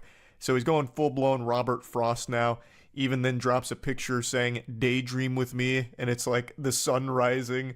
So it's getting very emotional in here. I'm going to skip ahead a little bit because it's him once again just begging for any kind of reciprocation, to which she just keeps saying she just needs some time to process all of this. But he's extremely impatient. His foot is fully on the gas and there's no turning back now. He is full throttle invested in all of this. He's using every possible cliche line imaginable, but he's not finding any favor in her eyes. It just keeps going. You're valid. Never really heard the extent of why I'm your friend. So now he's like interrogating her. Why am I your buddy? Why am I your pal, huh? Tell me. I could tell you all day why you're my friend. Your voice is fucking music. I think you're brilliant. Just a brilliant person to be around. Really wish I could hug you. Fuck. This hurts. Then again, she reiterates, I need time to think. I will reach out when I'm ready. And now we've finally gotten past the introduction here and we're entering the climax. Welcome to the wacky zone. He once again gives her no time to reach out or process any of this. He reaches out pretty soon after everything, only a couple of days, and says, so is there any chance as your friend I could send you something explicit? She says, what do you mean? And then he goes, NSFW, which I'm sure all of you know what that means, but I'll break it down anyway. Not safe for work. Of course, she wasn't expecting this curveball, so she says, are you trying to make a joke right now? And then he goes, no, kind of a gamble. I will say this is a historic moment. You are witnessing the worst gamble in history. Congratulations, we all got to be a part of this. This is, by far, the absolute worst possible fucking gamble you could ever make. This is like betting 100% of your life savings on me getting taller. What the fuck are you, I don't understand how you think an out-of-nowhere nudie is going to somehow win her over and, somehow solve all of these problems. I just can't even understand that mindset, really. It just doesn't compute. Okay, I tried all of the lovey-dovey, really mushy-gushy stuff with the favor in your eyes, your voice is like magic or music. It didn't work. So let's try something a little more primal. Wiener. What about penis? Eureka! This might be the answer. Let's try it. She's once again just trying to make sure she fully understands the lunacy going on here, so she says, "Are you asking me if you can send me something sexually explicit? Respectfully." What a gentleman. A fedora tip to you, my gentle sir. That is sophisticated. Very respectful. Milady, doth thou wish to gaze upon my meat? And then he sends her a dick pic with his pinky out while holding it. An incredibly interesting play here, as if somehow his cock was going to hypnotize her and make her fall in love with him. So she eventually responds by pointing out how weird this whole interaction has become. She still only ever viewed them as friends and will only ever view him as a friend, and that she's very disappointed that he can't even respect that she wants some time to herself to process this entire weird interaction. She also drops a bombshell at the end by mentioning that she's currently in a relationship, so that was a big plot twist. This goober is doing all of this to a girl who is not interested and also in a relationship. The odds couldn't be more against him. Now, she used a word at the end that's about to change the entire course of this interaction. She said, "It sucked when you went all incel on me towards the end." That word, I had a big voice crack there, that's how powerful that word is. That one word ruffled this guy's feathers so much. You're about to see a full-blown ballistic breakdown from it. I respect that. Also, if I'm an incel, you're toxic, so let's not name call. She's toxic because she doesn't want to fuck him. Why is that even in your argument, that I can't get someone? I can. You choose not to. That's fair, but you didn't get to call me an incel because you decline. You go out of your way to say it. Why is that? Label me as anything else, like, for real. It's foolish for you to argue something like that. She gets taken off guard here, saying like, "Hey, whoa, pump the brakes, Buster. I didn't mean to offend you." She says, "I never said you couldn't get someone. What do you mean?" She never said that. Like, he is now just projecting some insecurities and reading between the lines on shit that doesn't exist. She just said his behavior was that of like an incel or something. And he keeps going. "You should know I'm anything but a little dick incel, so out of here with that shit." Again, she never even pointed out your Hello, PH. Welcome. Alright, I'm back. Sorry about that. I had to deal with some interruptions, as always. penis or anything. She didn't call it small. Like, where is this coming from? He's fighting ghosts. I'm not even gonna pretend that's valid. You're with a fucking beta cuck to begin with. Maybe that's your type and maybe that's why we aren't together. Have fun with that. The mask has come off. He is unchained, unhinged, and unhappy. Your boyfriend's a beta cuck loser. That's the only reason you and I aren't together, because that's what you're into, beta cucks. You couldn't handle an alpha male testosterone titan like me, a real man who cries while he texts. She then goes on to say, like, look, if you find me to be toxic and all of this awful stuff, like, okay, then, you know, you shouldn't be upset that we're not close anymore. And to this big message, he just responds by saying, "I'll see you in hell." And then she says r/nice guys, which this very much is an r/nice guys moment. You know, keep in mind, this is still like only a couple days after the whole poetic, "Allow me to find favor in your eyes, miss. Your voice is music, sweet music." And now it's, "What an excellent take on a 7-year waste of my fucking time." To which she responds, "So you're just waiting around until I'd eventually date you? That's on you, man." She's absolutely right. That is entirely on you. This dude played the long game, almost an entire decade of pretending to be her friend in the hopes that eventually you'll get to fuck her, I guess was the plan.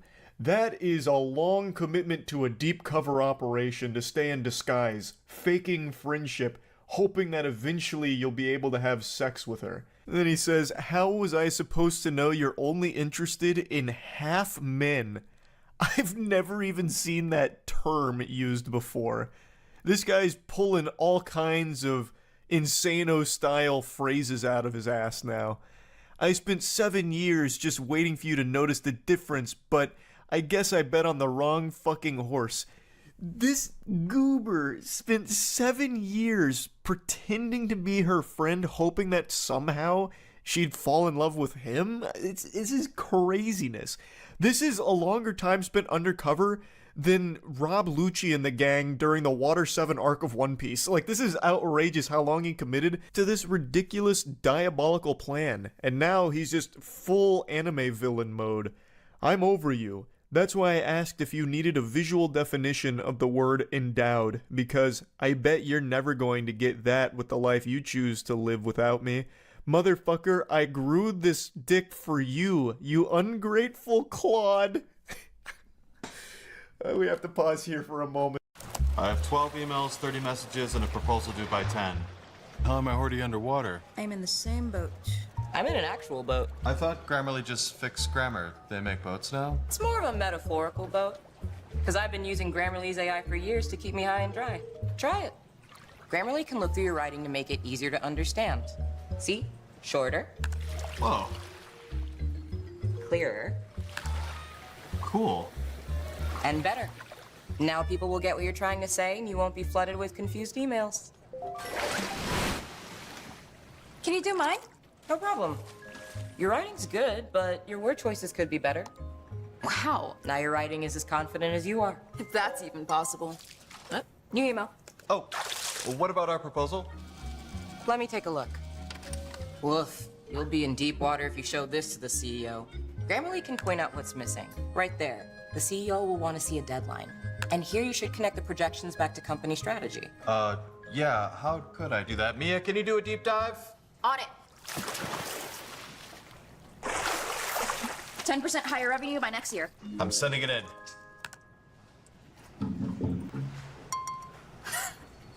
The CEO loves it. Budget and headcounts are approved. Let's get everyone on board. I meant figuratively. Download Grammarly for free.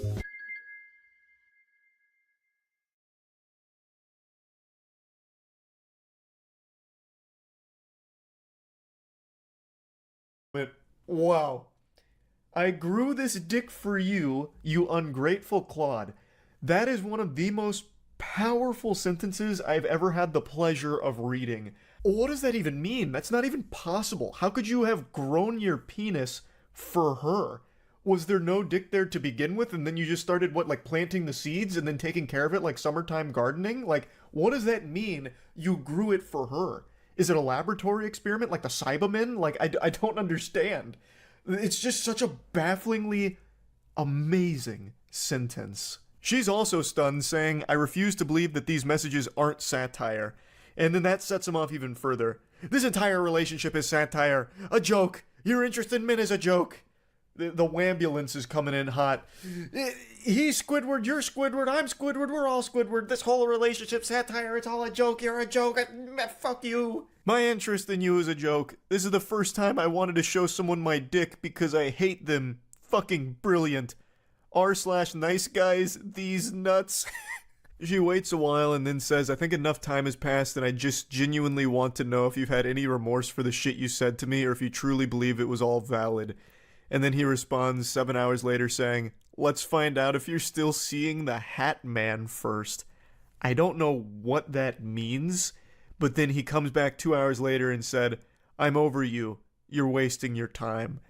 So he's trying to flip this around on her like, you missed your opportunity with the golden goose. You missed your opportunity with the alpha. I've moved on, you harpy. I don't need you anymore, harlot. Listen, I've matured a lot. You clearly haven't. So you're wasting your time trying to talk to me now. You had your chance, you blew it. I'm sure you're kicking yourself now for this, but hey, that's the way the cookie crumbles. But then just to finish it off with the cherry on top, he quotes from before where he was offering to show her his wiener and says, I still mean this if you need clarification. And then comes back and says, except don't even bother asking for nudes. I have a girlfriend. Okay. I mean, this is quite the ride. What an adventure. She eventually just says, what's wrong with you? We were friends for almost a decade. And then you go into this shit. Which is a reasonable response. Like, how did this happen? We have been friends for like 10 years. We've known each other for so long. Where did this come from? It is crazy. This whole situation was wild. And also, I'm calling fiddlesticks on that last statement from him. I don't believe he has a girlfriend. If we go back to like chapter 7 of this meltdown, he said that she was the first girl he wanted to show his penis to. So, I'm under the impression he's a virgin. And I don't think enough time has passed between those messages and these that he would not only lose his virginity, but then also have a girlfriend, especially given all of the behavior we're seeing exhibited here. So, I think he lied about that. That was probably just once again some kind of Hail Mary to make her jealous. Like, hey, listen, Toots, got a girlfriend. Stay off of me. Can't send you nudes anymore. You blew it. Nope, can't do it. Sorry, that's on you. Yeah, you'll regret this for the rest of your life, clearly. Sorry. Have a girlfriend. Even though it's most likely a lie. But yeah, that's all there is to the story here. Overall, I think we can all agree that nice guys really do finish last. It is insulting that these two didn't end up getting married. This guy is a real catch, and it's just a shame to see that it didn't pan out. But yeah, overall, dropping the sarcasm, I actually feel really bad for the woman in this situation here. This is someone who was a close friend to her for a fucking decade, only to then find out that that close friend was actually just a complete piece of shit, loser, degenerate, who was only being her friend, trying to have sex with her down the line. I can't even imagine that kind of betrayal. That must have been fucking awful. But yeah, anyway, I just wanted to share this because I've been thinking about it like all day. So yeah, that's really about it. See ya.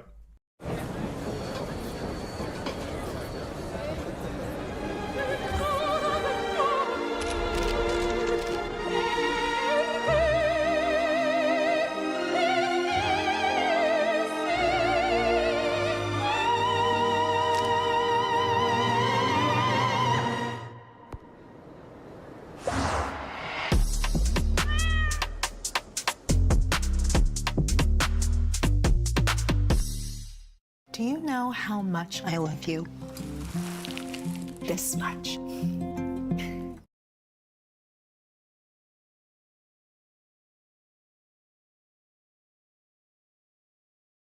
I have to talk about these text messages. I can't help it. What do you want from me? What do you want from me? I'm only human.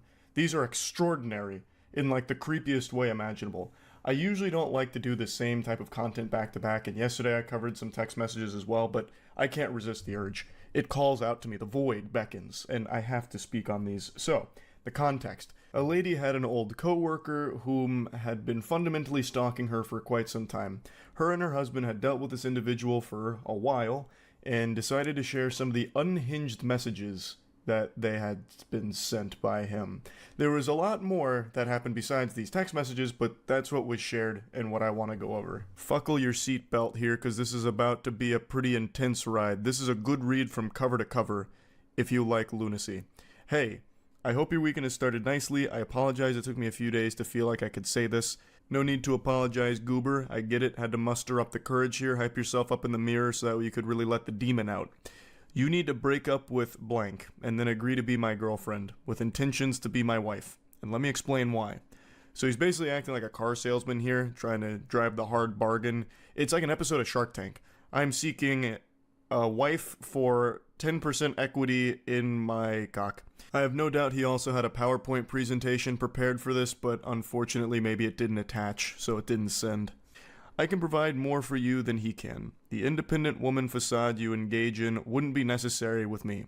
I make more than enough money in my job in order to take care of you and provide you with a lakefront house, which I know is a desire of yours. I can provide you the free time that you often post about and yearn for to engage in your favorite hobby, ceramics. All I ask for you is your devotion in return. I know I am perhaps not physically desirable to you, which is why I plan to compensate with the lifestyle you often talk about wanting to provide yourself. You can really feel the fedora through these messages. It smells of such potent desperation. It's also very interesting that he calls attention to not being physically desirable to her. It's an interesting negotiation tactic. Excuse me, madam. I know you may not be physically attracted to me, but here's how I can make up for my face looking like turbo ass. I know if you could be given an opportunity, you would take it because you mostly desire to be able to experience freedom in life. It is something painful for me knowing you could have everything you wanted if you would simply agree to be my wife in the future. I could also pay off your student loans and car loan, which I know you've expressed desire to have those completed in the next 6 years. I could do that today, with a simple call to your loan companies. All I need from you is to immediately move to my property and begin your new life with me. Jesus Christ, that is concerning. I can pay off all of this. Just come join my cult. And I promise I am not a rapist or a creep. Nothing screams good guy quite like needing to clarify that you are neither a rapist nor a creep. I mean, would he lie to you, right? I mean, that's what a normal person says, like, by the way, miss, I am neither rapist nor creep, so you should feel safe around me. Now come live on my property. Hey, Meta. Take a video. What are you doing? What are you doing? Immediately. I am not going to imprison you, or shackle you, or enslave you to a basement. Well, breath of fresh air. I was a little concerned about that, but now, luckily, he... You want to hold in the basement and go up?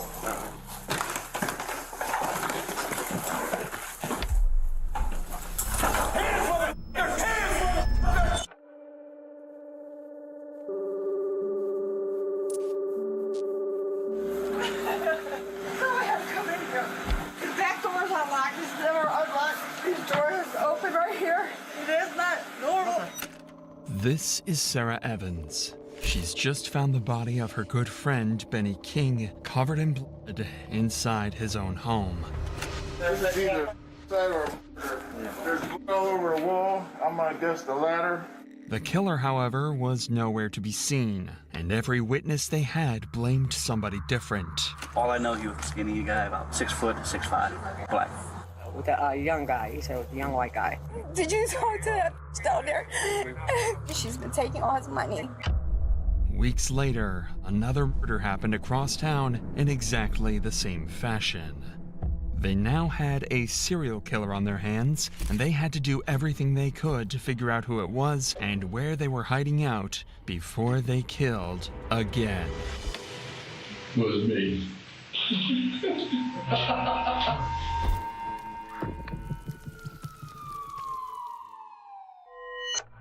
It all started on April 8th, when Akron police received this phone call. Akron 911, what's the location of your emergency? Oh my God.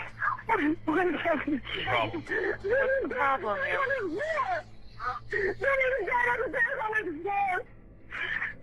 Ma'am, is he breathing? No, not at the... Oh my God. Immediately, police rushed to the scene.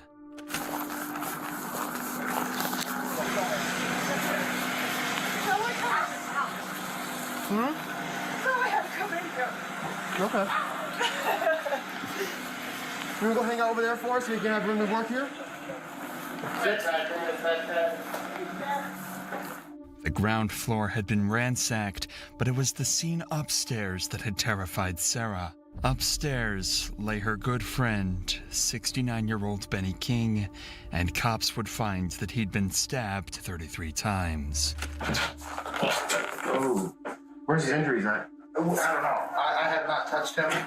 All I did was touch him to see if he was stiff, but he's stiff and cold. So we're calling it obvious. Yeah, I'm not gonna move him. We'll let the inmate. Okay. Initially, the cops had no idea what could have possibly happened to Benny, but as they explored the house more, a clear picture would slowly be painted of exactly what had happened. His bed was absolutely soaked in blood, and his walls were covered in it too. Police presumed that Benny had been attacked in his bedroom before he crawled into the hallway, begging for his life, where the killer finished the job. The majority of the cuts were to his head, neck, and upper body, but there were a few wounds on his hands as well, indicating that Benny had courageously tried to fight back. The police don't know this yet, but in just a few weeks, this exact scene would be found across town in an identical murder. For now, though, what police found in the kitchen was even more bizarre. Any ID or nothing? Can't find anything? I didn't dig around too much there. I'm really not going to. Well, because the lady who called said that all of his cabinets in the kitchen are open, and she checks on them on a regular basis, and she's like, I don't know why that would be like that. Like someone was sitting there looking for something. Like all the cabinets here are open. I mean, who does this? Oddly, though, nothing seemed to have been displaced or stolen. Something very strange is going on, so the cops turn to the person that discovered Benny's body, Sarah Evans, who had some crucial information that would start to spiral this case into a complex mystery. Was it the back door that you found open? No, the front. When I come back to 11:30, this door was locked. Okay. And when I called you, when I come back up, the front door was unlocked. Okay, so you were actually here this morning at 11:30, and you spoke to him then? No, I didn't see him then. I thought he would lay down and take a nap from drinking. And then you came back a little bit after 1, and that's when you found the door open? Yeah, it was unlocked. Okay. The back door is unlocked too. 11:59. Does he usually keep his doors locked? Yeah. 23 Mo Drive, break. So I said he locks it, he goes to take a nap, but as soon as he gets up in the morning, he unlocks it. Was the dog out when you got here? No, the dog was in the chair. Okay. In the chair when I come in the door. And that's why I knew when I seen the stand over and the dog in the chair. Detectives then asked Sarah if she could think of anyone who had any issues with Benny. That's when she mentioned 2 brothers, Justin and Johnny, who were often seen visiting Benny. Sarah also told them that they had ongoing problems with Benny and were sometimes seen fighting with each other. In fact, their most recent argument resulted in Benny chasing them off his property with a shotgun. Justin also had problems with drugs and was always on the lookout for a way to make money fast, so it's rumored that he'd stolen something of Benny's and pawned it, causing all these arguments. The drug addiction, history of exploiting Benny, as well as the gun incident just days prior, meant that police figured they finally had their suspects. But that's when Sarah mentioned a suspicious vehicle that had been spotted outside Benny's house right around the time of his death. That was up through here earlier today, this morning, I guess. And sped away. And come back. I know it was earlier this morning. And come back. And sped away again. He said it was a younger white guy driving. Who said that? A guy. I can't tell you because he's in trouble. He's got warrants. You know? Okay. Well, what's his warrants for? Is it any bad? I have no idea. So I'm just giving you the information I was getting. Okay. This seems like vital information, but the only guy that saw it is quite literally on the run from the cops with outstanding warrants. So the officer tries to see if he can strike a deal. Okay. Well, I'll tell you what. There's a detective coming, okay? I understand you guys' friend has some warrants. If it's possible that we can guarantee we're not arresting him, not doing anything, you guys can go ask him if he'd be willing to talk to us then? Ordinarily, a fugitive would never agree to a deal like this, but because Benny was such a nice and respected guy in the neighborhood, he comes outside just a few seconds later to tell the cops everything he knows. How's it going, brother? I was out here on my friend's porch, and I saw this goldish, older style Hummer, big body Hummer, speed away from over here. I didn't hear no noises like gunshots or anything. Okay. But About what time was that? 10:30, 11ish. I was up here. Maybe 12. I come up here. No, it had to be like. I was up here at 11:30. Okay, it had to be about 10:30 or something. Okay, so between 10:30 and 11. Because then I heard her screaming about something, and all this happened. Okay. Then she discovered that. I've not seen that vehicle. You've never seen that car around here? Nothing. Did you happen to see who was driving? A white male. Okay. Blondish, short hair, like kind of crew cut like yours. Okay. I would say anywhere from his mid-20s to early 30s. He sped around the corner so fast his tires were squealing. Okay. Like, what the hell? If the car had shown up around 12 that night, that's right in between Sarah's 2 visits to Benny's house, the exact window where Benny was murdered. And with how the car was allegedly driving, it really does seem as though this Hummer has something to do with Benny's murder. They just need to figure out who was inside. And conveniently, a neighbor overheard this conversation and told the police that he knows a man in the neighborhood that drives a Hummer exactly like the one described. Unfortunately, he doesn't know the guy's real name, only his nickname, Jaybird. You're just assuming Jaybird being connected to a Hummer. Correct. You don't know. Right. I don't have any personal knowledge about that, but I know that I've seen him many times with a Hummer? Yeah, Hummer. What color? Roughly that color. It's like a dusty gold, like that. So you've seen Jaybird driving this goldish Hummer? Before, yeah. Okay. It sounded like this Jaybird was a prime suspect, but nobody on the scene right now was able to tell them his real name. But before they're able to figure it out, they're confronted with a fourth suspect, and it was the last person that anyone had expected. This is Benny's daughter, Patricia, and as soon as she showed up on the scene, she seemed to already have her mind made up about who the killer really was. This is his daughter. I let it know, obviously, that he passed away. But, Did you talk to the bitch down there? Let me say this friendly. That lady down there has been paying his bills. And she's been taking all his money and not paying on his bills. So the gas bill I have not yet paid. We don't have a bill. So I don't have a bill to say because she's not giving him the bills. She's keeping them. She is writing on the receipts what she is supposed to have paid versus what she really paid. And this has been going on for over 3 months. So she's been working on for 3 months. He's never had a bill that he never paid in full until this lady down the street decided that she was going to help him. She took upon herself to help him. There we go. And that's her way to get her drug fix, is by taking his money. That's right. She's talking about Sarah. Apparently, since she's taken over paying Benny's bills, they've all either been late or underpaid. Patricia is certain that she's been stealing money from Benny this way, and in fact, she thinks she might have stolen even more, too. And his money better still be in there because I know exactly where it's at. Where? It's in a cabinet in his kitchen and a coffee jug. Let's go. I can come? Yeah. Usually. Yeah, the body's not in there no more. I'll be right back out with you.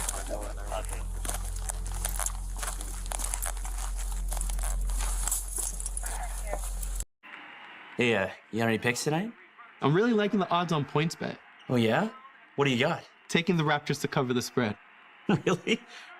Okay, well, if you're right about that bet, I'll pose for an art.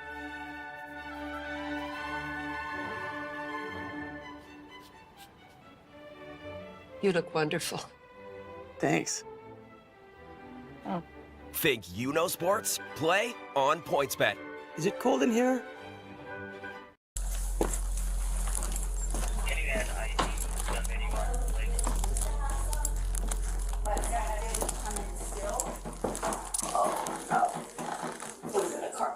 Like this.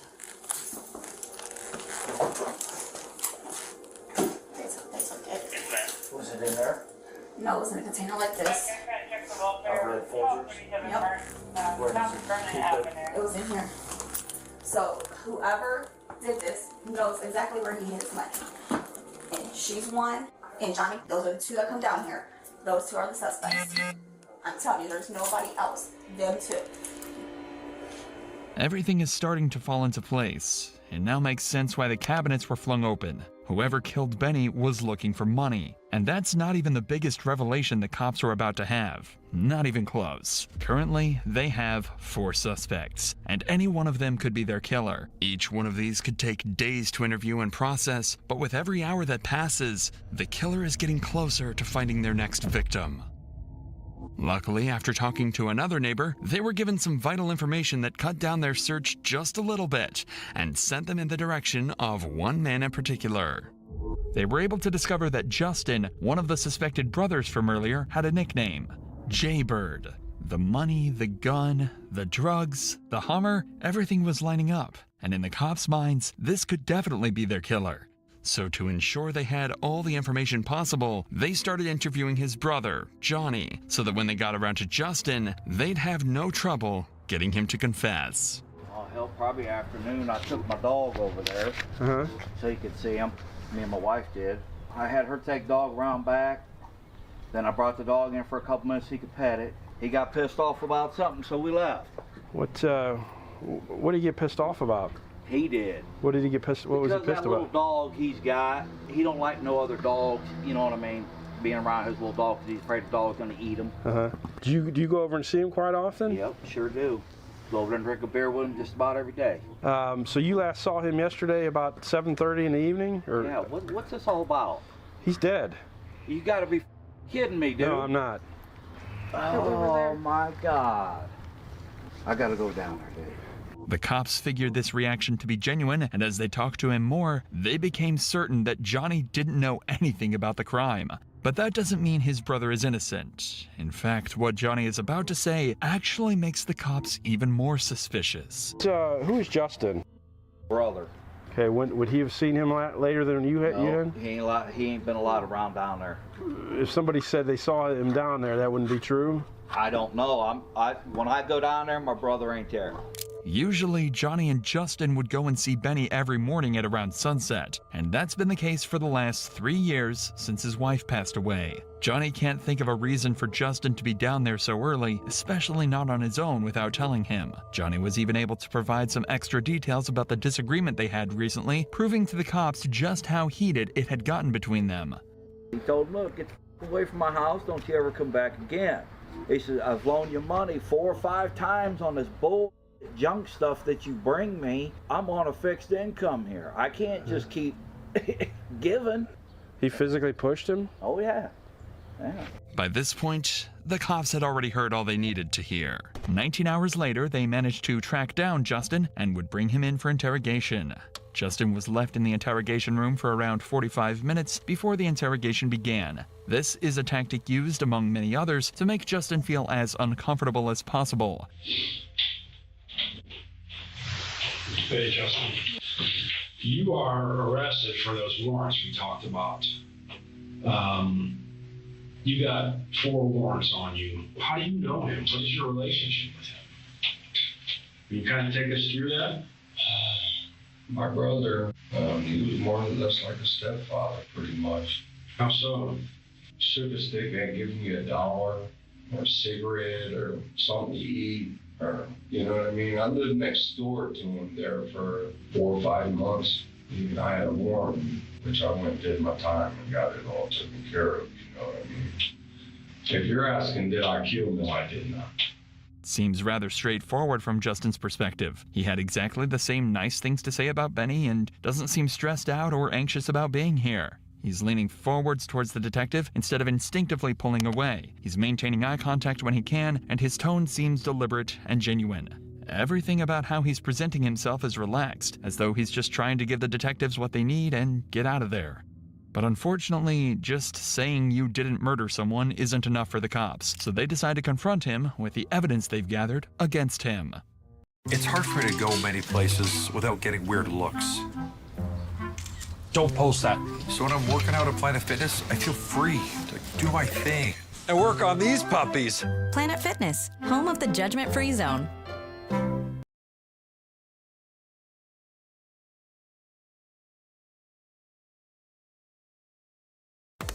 Guys, be kind to your cheeks. Manscaped just released their new electric foil shaver and a routine to go along with it. This is the Chairman Pro package, a simple 3-step routine that'll get you back to looking your best. Lather your face with some Power Shave Gel to help defend against nicks and cuts, razor bumps, and ingrown hairs. Then you have the main event, the Chairman Pro. It comes with 2 heads so you can customize your shave, stubble or smooth. Once you've got your look down, leave it to Face Shave Soother to finish the job. With cooling ingredients, this post-shave serum relaxes freshly shaved skin and leaves you feeling fresh. The Chairman Pro package from Manscaped. Shop now and get free shipping at manscaped.com.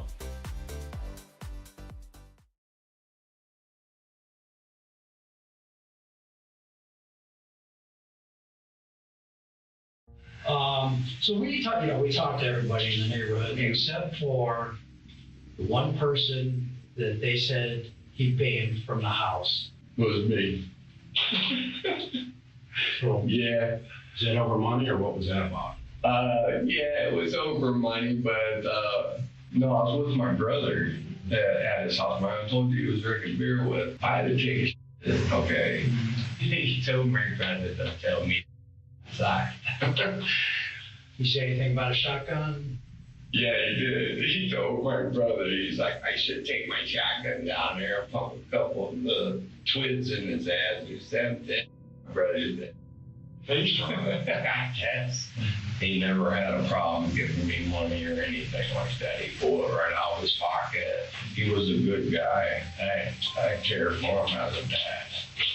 Justin was banned from the house and there was an argument over money, but it doesn't seem like he held that against Benny at all. But the detectives find this strange. All the signs pointed towards Justin being the killer, but now he seems like he had no issues with Benny at all. But they've still got their main piece of evidence, though. His Hummer was seen at Benny's house on the morning of the murder. That had to mean he was lying this whole time, right? You drove or used to drive a Hummer?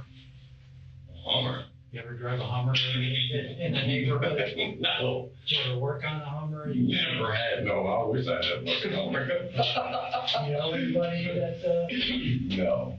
If you watch any interrogation where a guilty suspect is confronted with a piece of valid evidence, their reaction is always very stiff and short. They try and deflect it immediately by saying no and explaining exactly why that could never be the case without showing a hint of emotion. Justin is an ex-convict that works various handyman jobs jumping from place to place. He doesn't need to explain why he doesn't own a $40,000 SUV. His facial expression when he's asked, alongside the way he laughs and jokes naturally about the concept, is enough to tell the detectives he was telling the truth. They still didn't want to discount him completely as a suspect, but they did figure that if he wasn't the killer, then he might at least be able to help them out. So they asked who he thought might have been responsible, and his answer was someone they were very familiar with. Sarah.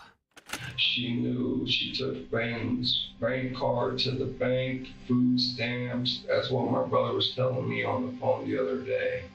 Then he thinks that she might have had something to do with it. So if I point a finger, I'd probably check her for sure. Of course, he's talking about Sarah, and he's accusing her of exactly the same thing Patricia did earlier. And in fact, John had even mentioned this in his interview earlier that day too. Anybody in that neighborhood or anybody have any problems with him or give him a rough time? Yeah, what's called down the street there. Who's that? I'm trying to think of her name. She lives down at the end of the road. She'd go over there, take his money for bills, go up to the corner store, and was supposed to pay on all his bills. Well, come to find out, she ain't been paying the full amount on your bills. She's been only paying half. And I went over there one day. He said, after all I've done for that bitch. Did they reconcile at all, or? No, he said, look, you're a thief, get the f out of my house, don't ever ask me for another dime. Quickly, the cops are starting to realize that Sarah wasn't the wonderful, trusted member of the community that they'd assumed she was. Now, 3 people have claimed that she was exploiting Benny's trust to steal his money, and all are saying that she could be the killer. To make matters worse for her, she's also the only person left that knew about his money stash in the coffee can. Things are getting extremely complex, and the cops have already worked tirelessly for days now. And the problem is, the longer this investigation goes on for, the longer the killer is on the loose, meaning the higher the chances that they might kill again. So now, 6 days after Benny's murder, detectives bring in Sarah for an interview. It was imperative that they either catch the killer right now or get new information that brings them straight to them. If they don't, then they'll have no suspects, no leads, and a murderer at large. What is it that makes me luminous? A force, an energy. I say yes to the beauty of being luminous. We know that you called 911. We got the recording, so listen to that. We understand that you would pay his bills. Tell us about that.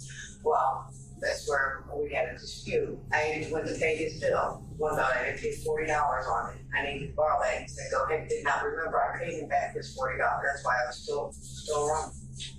That was, you weren't there. That we made up, yeah. In the interview, similarly to Justin, Sarah doesn't deny the disagreement between them and fully admits that she took some money from him to pay his bills. But again, they seem to make up and become friends again.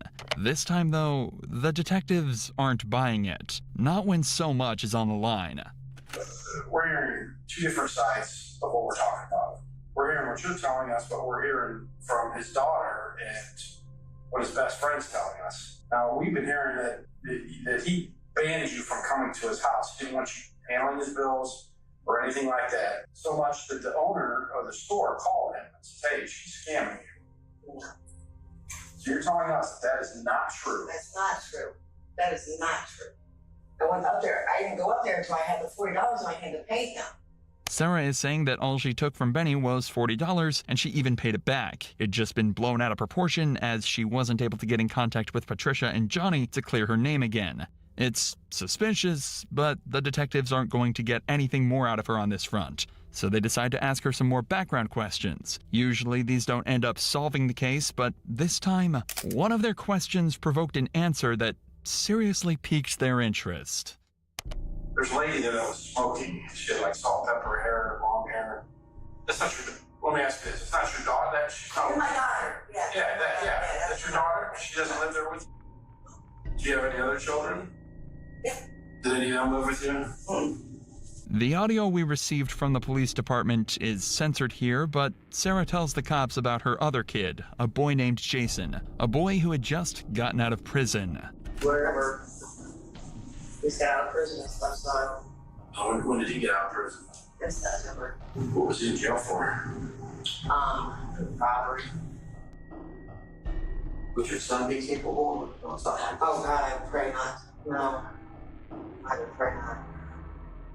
According to the detectives, when they asked this question, Sarah tensed up and seemed extremely closed off. She inhales sharply and her whole body jumps when they bring up this possibility. As far as the detectives are concerned, whether intentionally or not, she just told them there is a possibility.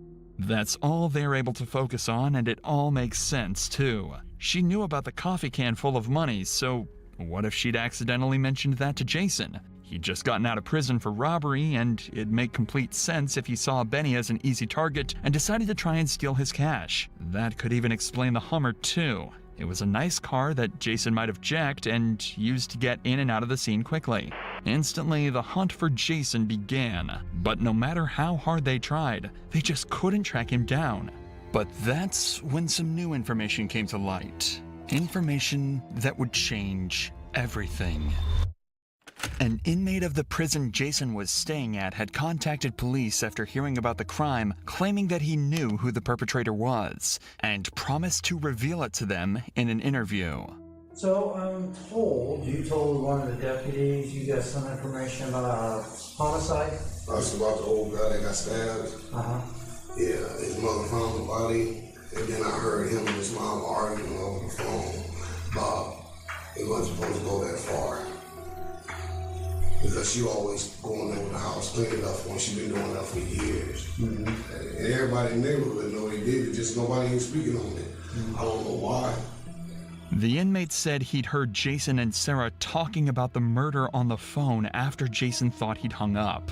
The cops now had no doubt in their minds who their new #1 suspect was. And by this point in the investigation, it's likely Jason's cash was starting to run out. They had to find him as soon as possible, before he got the chance to kill again. But, unfortunately, they were already too late. Akron Police and Fire, Canty. Hi, my name is George Bayless. I'm down in Florida now, but my father's still up in Akron. We haven't been able to get a hold of him, and some of his neighbors got a hold of me today, too, and said they haven't seen him since Saturday. They said there were some people over there they didn't really recognize. All right, so we have it in. We're going to get someone over there to check it out, and then we can give you a follow-up call. Police quickly initiated a welfare check on George's father, Gary Ballas. When they arrived, they knocked on the front door, and after receiving no response, the officers forced entry through a side door.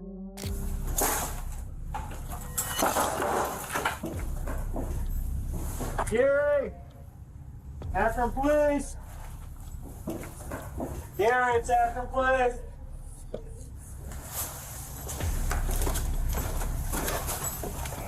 Gary!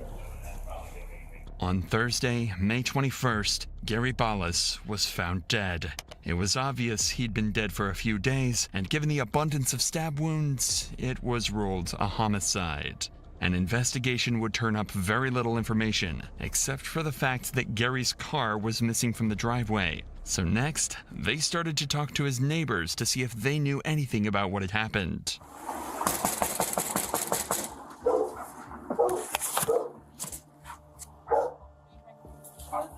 Akron Police. Just wonder if I could talk to you a couple seconds about your neighbor behind you. When's the last time you saw him? Police go? Was anybody there with him? He came over here. Oh yeah? Knocked on the door. What did he say? He came over to pick flowers out of the yard. Purple ones? My lilacs. Did he have anybody with him when he was there? He came over here by himself. Did he have that car there Tuesday? I don't remember. I was over here. Right. Do you remember? Do you know what kind of car it is? Blue station wagon. Like a Subaru? Yeah. Anybody else live here that might have seen him? My kids Hey, what's live up? here with me. Have you seen your neighbor lately? Gary? Yeah. No, last time I saw him was like 3-4 days ago. The car was there when she took the flowers over. Do you remember? The car hasn't been there for over a week. A week? You want to step out here for 1 second? So Gary is deceased. It's looking suspicious. That's why I'm asking you these questions. He hasn't mentioned anybody. You haven't seen anybody. You haven't heard any fighting. So obviously, then maybe it was somebody that's come here before. It's a little odd for Gary's car not to have been at his place for over a week, especially given Gary was still home. There's a chance that this family could be misremembering, but the cops got exactly the same information from each of the other neighbors. Hi, sir. Sorry to bother you so late. No problem. Okay. Are you familiar with the older gentleman that lives at the blue house across the street? Yeah, that's Gary. Gary? Yeah, that's her. Jeannie. Hey, Jeannie. I want to know if we're familiar with Gary. What's He's our neighbor. She used to help him out. She used to babysit his wife. When's the last time you seen Gary? In a couple days. Couple days? Yeah. Like he was out cutting his grass. Do you remember what day that was? Today's what, Thursday? Yeah, today's Thursday. Thursday, probably not Monday. Monday? Yeah. He's always out cutting his grass. Is he? He frequents cutting his grass? What, is something happened to Gary, or? You were investigating an incident that occurred over there. Oh, okay. Okay. The only issue was, not a single one of the neighbors could tell the cops who might be driving that car. Gary did have visitors over somewhat frequently, but they never used his car. If the cops could figure out where the vehicle was and who took it, it seems like they'd have a pretty sure shot at finding the murderer. And that's when they talked to this couple, who claimed they've seen a new guy around his house recently. Where's the most convenient place to get that big fitness energy? It's Planet Fitness. With equipment for every workout, everyone belongs in the judgment-free zone. Join today for just $1 down, $15 a month. Cancel anytime.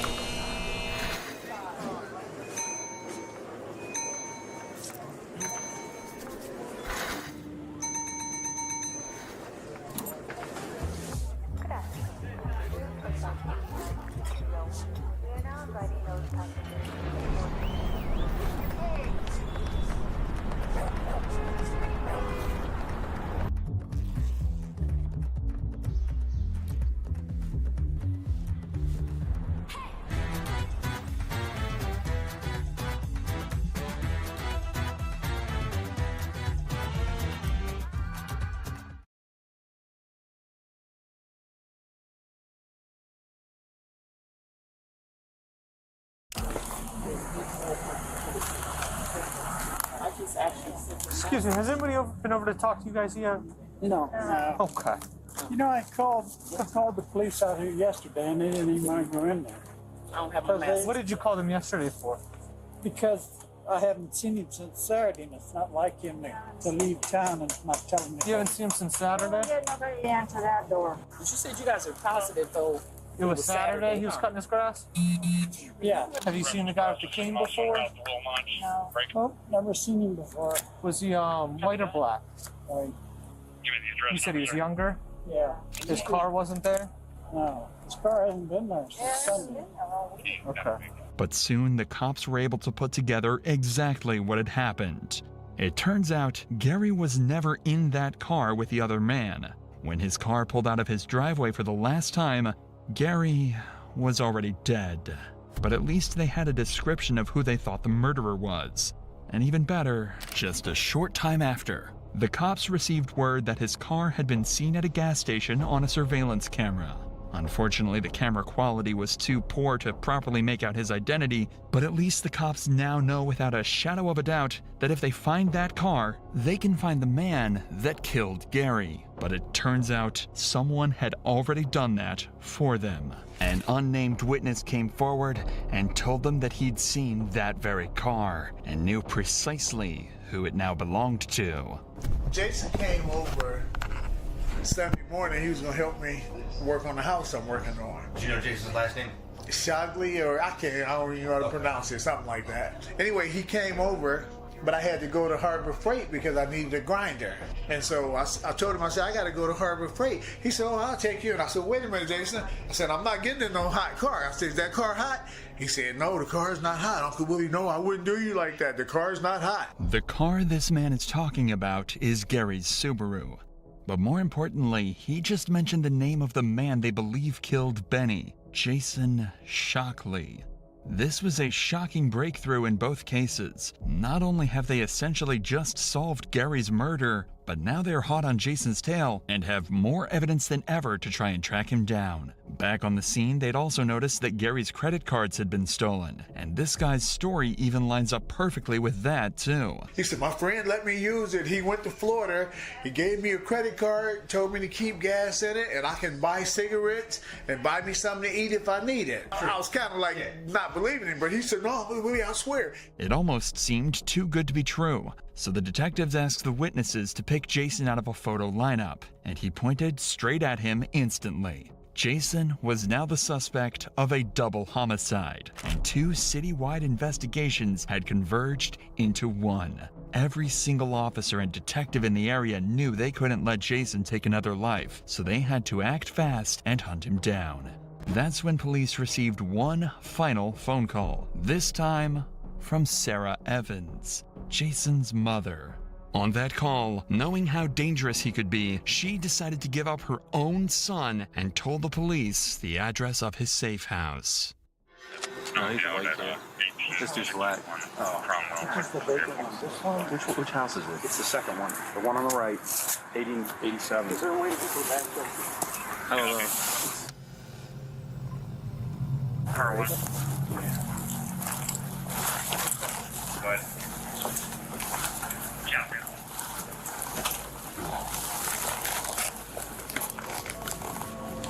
Watch that, please.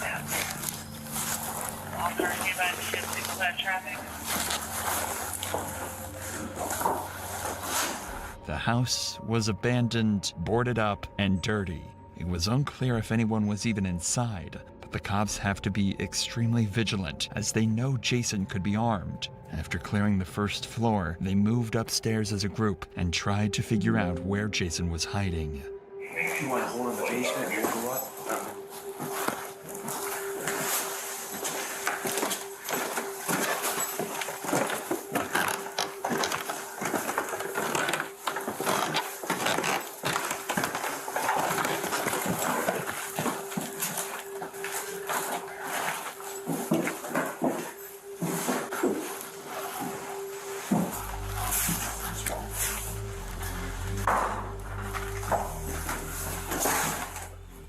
Only one door on this floor was fully closed, and every other room was empty. This is where they think Jason is. Problem is, they've already made a lot of noise, so whoever's on the other side of that door could be prepared. That's why they decide to storm in. Hands, motherfucker! Hands! Hands, motherfucker! Hands! Don't move. Roll over and put them on the top of your head. Roll on your stomach, hands and behind your back. Let's go. Hurry up, Jason. Right. Good night.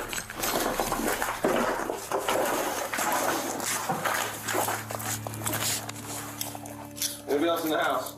Okay. Is that everything illegal on you, man? Besides the map? Yeah. All right, stand up. So, picture.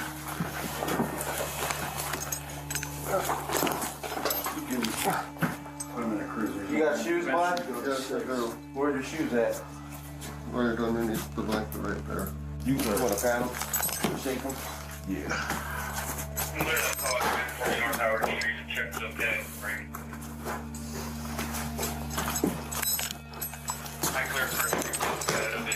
How old are you now, man? 30.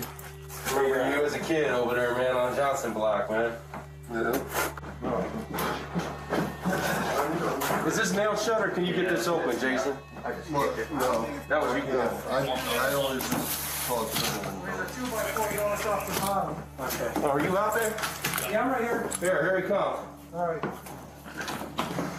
you know, does anybody One foot at a time. have anybody else on the car? I don't think so. I don't think they even know. Yeah, we need to get Come on, man.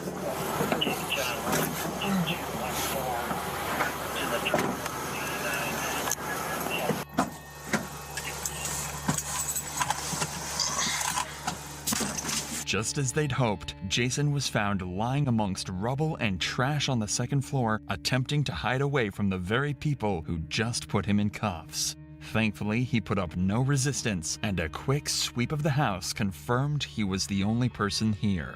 Amongst the trash on the floor, the officers found multiple knives and a credit card belonging to Gary Ballas. After 6 weeks of investigations, they'd finally caught him. He was then taken out of the house and into the back of a patrol car. But there was still one problem with all of this. They still had no evidence that he was the one who killed Benny all those weeks ago. Sure, the connection is strange and multiple people have accused him, but there's nothing solid. That's what the cops wanted to change in the interrogation room and bring peace to Benny's family almost 2 months after his death. A spirit from Niagara worth sharing with the world. 40 Creek, believe in better. Remember, Jason is likely not aware of exactly how much the cops know. All he knows is that he was arrested and now the cops are interrogating him. He might even think that they don't know about the murders and that. Alrighty guys, I'm gonna end right here. The next stream, we'll be doing like the final painting. Yeah, this was fun. So we're drawing Miss Asakaye? I'm sorry if I butchered that name. From Dandadan, the very attractive grandma. I know, she does not look like a grandma. Yeah, we're gonna go end it here. Thanks for watching. I'm your Funny Hall Art. If you like what you see, feel free to follow me on Instagram, Twitter, Tumblr, Patreon, TikTok, Twitch, YouTube, and all that good stuff. Alright, links are in the bio. Bye.